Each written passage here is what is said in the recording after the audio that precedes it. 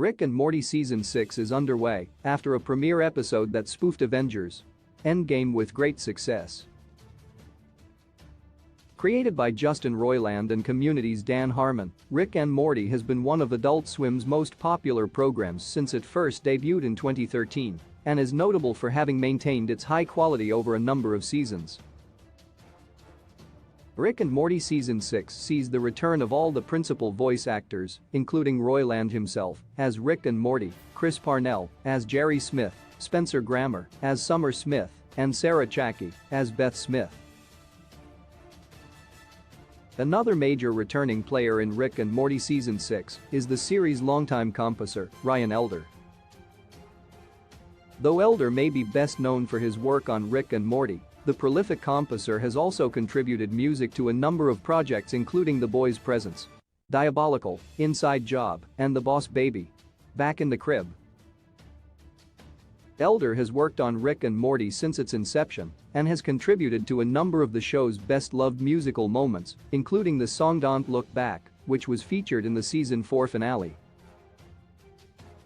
Ryan Elder spoke with Screen Rant about his time on the animated show, the pace and process of his work, and what the future of the show may bring. Screen Rant. As someone who has been on the show for as long as you have, how has your collaboration evolved over the years? Do you feel like you're getting fewer notes as you go along? Every episode, there's so much chaos, and yet there's still something totally relatable and emotional to latch onto. Is that something you feel you need to straddle in the music as well? To go to all these crazy places and also ground it at the same time? And does that tend to be an instrumentation thing? Are you using weirder instruments for the lighter moments and then more traditional stuff for the more emotional ones? You're on what I imagine are some pretty tight deadlines, so when you're doing that, how do you balance writing something that's purely functional versus maybe doing something that's more of a stretch, creatively? Are you ever tempted to do something like that? One of my favorite musical moments in the whole show is the Season 4 finale when the song Don't Look Back comes on.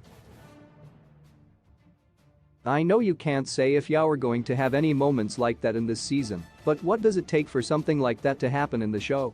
This is a techier question, but I've seen the video where you're walking through the creation of a cue, talking about context and omnisphere and stuff.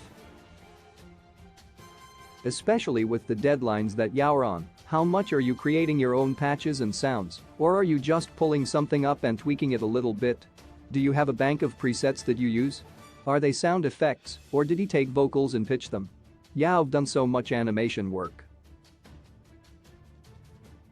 You haven't only done animation, but is there something about that field, that creative process, that makes you want to keep working in it? I saw a tweet of yours talking about how good Muna's album is. What kinds of musical things are you interested in doing outside of scoring? Would you want to produce a pop record? New episodes of Rick and Morty drop Sundays on Adult Swim.